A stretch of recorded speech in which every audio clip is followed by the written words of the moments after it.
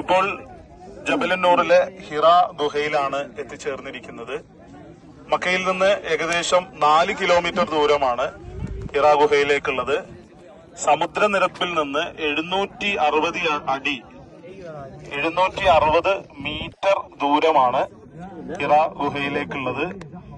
ഏകദേശം 1000-ൽ പരം സ്റ്റെപ്പുകള് ഈ ഹിറ ഗുഹയിലേക്ക് എത്താൻ, ജബലുന്നൂറിലേക്ക് എത്താൻ വേണ്ടി വന്നിട്ടുണ്ട്.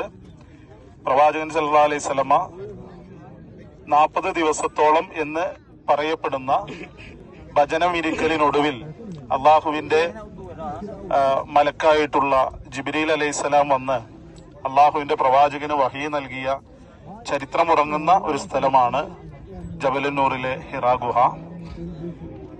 ഇവിടെ വെച്ച് പ്രവാചകൻ സല്ലല്ലാഹു അലൈഹി വസല്ലമക്ക് ആദ്യമായിട്ട് അവതീർണമായ ഖുർആന്റെ വചനമാണ് സൂറത്തു അലഖ്.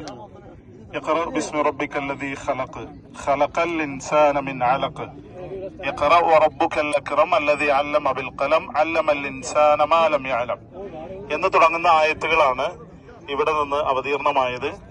പ്രവാചകൻ സല്ലല്ലാഹു അലൈഹി വസല്ലമക്ക് ആദ്യം ഖുർആൻ ജിബ്രീൽ അലൈഹിസ്സലാം ഓതിക്കൊടുക്കുന്ന സമയത്ത് ഇഖ്റ എന്ന് പറഞ്ഞപ്പോ മാ അന ബിഖാരി, എനിക്ക് ഖുർആൻ ഓതാൻ അറിയില്ല എന്ന് റസൂൽ തിരുമേനി സല്ലല്ലാഹു അലൈഹി വസല്ലമ അറിയിക്കുകയും റസൂൽ സല്ലല്ലാഹു അലൈഹി വസല്ലമയെ അണച്ചുപൂട്ടി വീണ്ടും നിർബന്ധിച്ചത് കാരണം എന്നിട്ട് റസൂലിന് ഓതിക്കൊടുത്ത വചനമാണ് ഇഖ്റ ബിസ്മി റബ്ബിക്കല്ലദീ ഖലഖ് ഖലഖൽ ഇൻസാന മിൻ അലഖ് എന്ന് തുടങ്ങുന്ന വചനങ്ങൾ.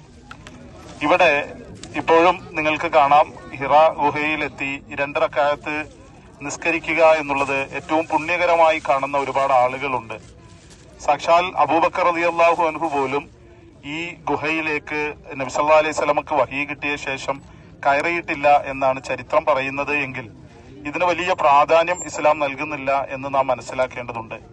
അതോടൊപ്പം തന്നെ പ്രവാചകൻ സല്ലല്ലാഹു അലൈഹി വസല്ലമ തന്നെയും ഹിറ ഗുഹയിൽ നിന്ന് വഹീ ലഭിച്ച ശേഷം ഒരു തവണയെങ്കിലും റസൂൽ സല്ലല്ലാഹു അലൈഹി വസല്ലമ ഈ ഗുഹയിലേക്ക് കയറിയതായിട്ടും നമുക്ക് കാണാൻ സാധിക്കുന്നില്ല. എന്തായാലും ദിവ്യബോധനത്തിന്റെ തുടക്കം എന്നുള്ള നിലക്ക് അള്ളാഹു പ്രവാചകൻ സല്ലല്ലാഹു അലൈഹി വസല്ലമക്ക് ഖുർആൻ അവതരിപ്പിച്ചു കൊടുത്തു എന്നുള്ള നിലക്ക് ഇവിടേക്ക് കയറുന്നതും റസൂലും അതുപോലെ തന്നെ റസൂലിന്റെ പ്രിയപത്നിയായിരുന്ന ഖദീജ ബീവി റളിയല്ലാഹു അൻഹയും ഒക്കെ അനുഭവിച്ച ത്യാഗബോധം, ആ സ്മരണ ഉണർത്തുന്നതിനുമൊക്കെ വേണ്ടി ഇവിടേക്ക് കയറുന്നത് നല്ലതാണ്. സൗദിയെ സംബന്ധിച്ചിടത്തോളം ഉംറ തീർത്ഥാടകർക്ക് പ്രത്യേകിച്ചും അവർക്ക് ബാക്കി സ്ഥലങ്ങളിൽ ഇൻഷൂർ ഉണ്ടെങ്കിലും ഹിറ ഗുഹയിലേക്കോ അല്ലെങ്കിൽ സൗർ ഗുഹയിലേക്കോ കയറിയാൽ അവിടെ നിന്ന് ഹാജിമാർക്ക് എന്തെങ്കിലും സംഭവിച്ചു കഴിഞ്ഞാൽ അവർക്ക് യാതൊരു വിധത്തിലുള്ള ഇൻഷൂറും ഇവിടെ നിന്ന് ലഭിക്കുകയില്ല എന്നുള്ളത് കൂടി നാം മനസ്സിലാക്കുമ്പോൾ സൗദി അറേബ്യ എന്ന ഗവൺമെന്റ് ഈ തീർത്ഥാടനത്തിന് അല്ലെങ്കിൽ ഹിറ ഗുഹയിലേക്കോ സൗർ ഗുഹയിലേക്കോ കയറുന്നതിന് എത്ര പ്രാധാന്യമാണ് നൽകുന്നത് എന്ന് നമുക്ക് മനസ്സിലാക്കാവുന്നതാണ്.